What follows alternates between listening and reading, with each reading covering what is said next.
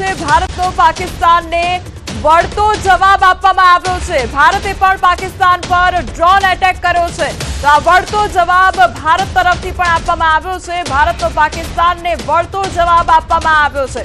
જો પાકિસ્તાન છેડતું રહેશે તો ભારત પણ છોડશે નહીં, અને એ જ પરિસ્થિતિ અહીંયા જોવા મળી રહી છે। પાકિસ્તાન સળિયો કરી રહ્યું છે અને પછી ભારત તેનો જવાબ તો આપશે ને આપશે જ, અને જડબાતોડ જવાબ આપવામાં આવશે। તો ભારતનો પાકિસ્તાનને જડબાતોડ જવાબ આપવામાં આવ્યો છે અને ભારત દ્વારા પણ હુમલો કરવામાં આવ્યો છે।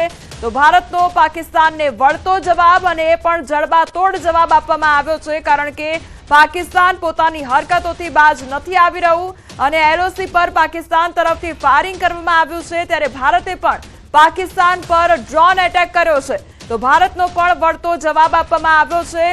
બંને દેશો વચ્ચે સહમતિ સાધવામાં આવી હતી અને ડોનાલ્ડ ટ્રમ્પ સાંજના સમયગાળા દરમિયાન આવી પહોંચ્યા હતા અને તેમણે કહ્યું હતું કે આ બંને દેશો વચ્ચે સહમતિ સધાઈ છે સીઝફાયર માટેની, અને બંને દેશોને શુભકામનાઓ પાઠવવામાં આવી હતી। ત્યારબાદ આપણા દેશ તરફથી પ્રેસ કોન્ફરન્સ કરવામાં આવે છે અને કહેવામાં આવે છે કે સીઝફાયર કરવામાં આવશે અને યુદ્ધ વિરામની વાત કરવામાં આવી હતી। પાકિસ્તાન તરફથી પણ એ પ્રકારના જ નિવેદનો સામે આવી રહ્યા હતા, પરંતુ પાકિસ્તાન પોતાની હરકતોથી બાજ ન આવ્યું અને પાકિસ્તાન દ્વારા એલઓસી પર ફાયરિંગ કરવામાં આવ્યું અને ઉલ્લંઘન કરવામાં આવ્યું। ત્યારે હવે ભારત તરફથી પણ વળતો જવાબ પાકિસ્તાનને આપવામાં આવ્યો છે અને ભારત તરફથી પણ પાકિસ્તાન પર હુમલો કરવામાં આવ્યો છે।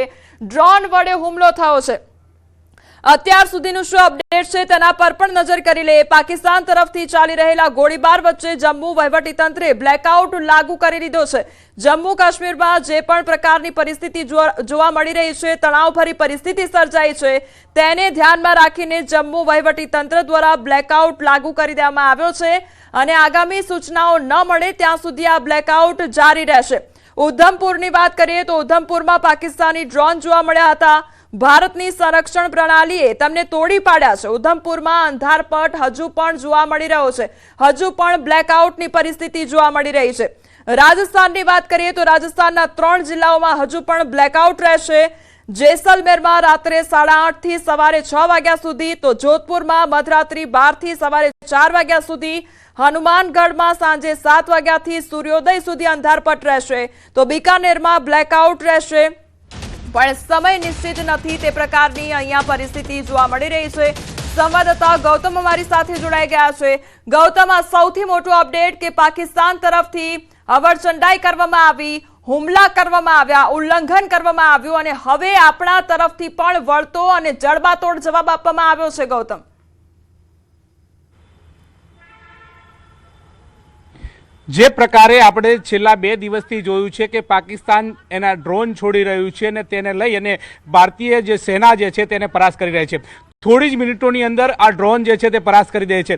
આ પ્રકારની સિચ્યુએશન આપણે જોતા આવ્યા છીએ અને આ જ વસ્તુ ફરી એકવાર જોવા મળશે, કારણ કે ટૂંક સમયની અંદર ભારતીય સેના જે છે તે એક્ટિવ થઈ ચૂકી છે અને તેની સામે પાકિસ્તાનને વળતો જવાબ આપવાની શરૂઆત કરી દીધી છે। એટલે કે પાકિસ્તાનને પણ સમજણ પડવી જોઈએ કે જે પ્રકારે ભારતીય સેના જે છે તે કાબૂમાં હતી અને હવે વળતો જવાબ આપી રહી છે, ત્યારે આ પ્રકારનું ઉલ્લંઘન ન કરવું જોઈએ। પરંતુ આ બાજ જે પાકિસ્તાનની અવળચંડાઈ જે છે તે વારંવાર જોવા મળતી હોય છે અને આ જ પ્રકારની સ્થિતિ જે છે તે ફરી એકવાર જોવા મળી છે, પરંતુ તેનો જવાબ, વળતો જવાબ જે છે તે ભારતીય સેના દ્વારા કરારો જવાબ જે છે તે આપી દેવામાં આવ્યો છે અને એ વસ્તુ અત્યારે હાલ દેખાઈ રહી છે, જેને લઈને સેના પણ સતર્ક થઈ ચૂકી છે, સ્થાનિક પ્રશાસન તંત્ર જે છે તે પણ સતર્ક થઈ ચૂક્યું છે। હવે જોવાનું એ રહે છે કે જે પ્રકારે જે પાકિસ્તાનની અવળચંડાઈ જે છે અને ત્યારબાદ ભારતીય સેના દ્વારા જે વળતો પ્રહાર આપવામાં આવ્યો છે, ત્યારબાદ હવે કેવા નિર્ણયો લેવામાં આવે છે તે અંતર્ગત તો વેઇટ એન્ડ વોચની ભૂમિકા જે છે તે રહેશે।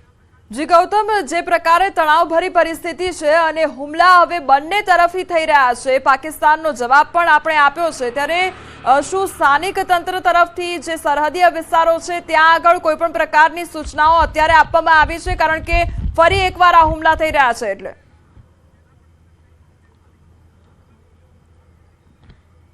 સ્થાનિક લેવલે તો જે સતર્કતા જે છે રાખવાની છે તેને લઈને વારંવાર સૂચનાઓ આપવામાં આવતી હોય છે અને સ્થાનિક લોકો જે છે તેમને પણ એટલા જ એક્ટિવ થતા હોય છે, કારણ કે એમણે અત્યારે અમે આજે જ્યારે આ સમગ્ર વિસ્તાર જે છે પંથક જે છે તેમાં ફર્યા હતા, તેમાંથી જે બોર્ડર વિસ્તાર જે છે આવેલો છે અબડાસા વિસ્તારનો, ત્યાં ફર્યા હતા, ત્યાં સ્થાનિકોના મુખેથી એક જ વાત સાંભળવા મળતી હતી કે 1971નું યુદ્ધ જે છે તે અમે જોયું છે, પરંતુ આ યુદ્ધ જે છે એ જરા જુદું છે. એટલા માટે જુદું છે કારણ કે જે વાયુસેના દ્વારા તેનો સીધો હુમલો કરવામાં આવી રહ્યો છે અને તેના કારણે કંઈ કહી જ ના શકાય, પરંતુ તેઓ એક્ટિવ છે, તેઓ જે સુરક્ષાના પગલાં રાખવાના હોય છે તે રાખતા હોય છે. રાત્રિના સમયે લોકોએ પણ કીધું હતું કે ગમે તેવા નિર્ણયો લેવાય, પરંતુ પાકિસ્તાનની અવળચંડાઈથી આ લોકો પણ વાકેફ છે, તેઓએ બ્લેકઆઉટ રાખવાની પણ વાત કરતા હતા. સાથે સાથે જે સુરક્ષાના જે નિર્ણયો જે છે તે કરવામાં આવતા હોય છે તે નિયમો પણ પાલન કરવાની વાત કરતા હતા. સાથે સાથે આ જે પ્રકારે જે પરિસ્થિતિ સામે આવી છે તેને લઈ અને પોલીસ વિભાગ હોય, પ્રશાસન તંત્ર હોય, તમામ વ્યક્તિઓ જે તમામ વસ્તુ જે છે તે કામે લાગી ચૂક્યા છે અને તેના દ્વારા સાફ રીતે જોવા મળી રહી છે કે હવે જે સતર્કતાના ભાગરૂપે એક્ટિવ થયું હોય